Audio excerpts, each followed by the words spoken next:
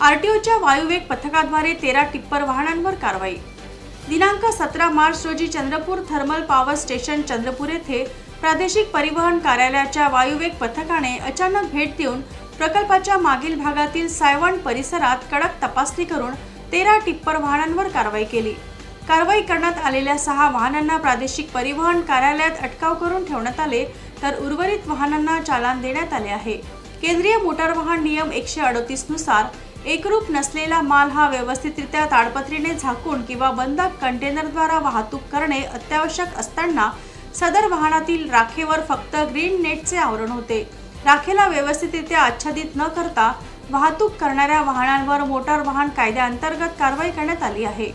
तसेच याबाबत सीटीपीएसच्या वरिष्ठ अधिकाऱ्यांशी भेट घेऊन सदर राख आच्छादित न करता वाहतूक केल्याने होणाऱ्या दुष्परिणामाबाबतचे सांगण्यात आले आहे। सदर कारवाई प्रादेशिक परिवहन अधिकारी किरण मोरे यांच्या मार्गदर्शनात करण्यात आली।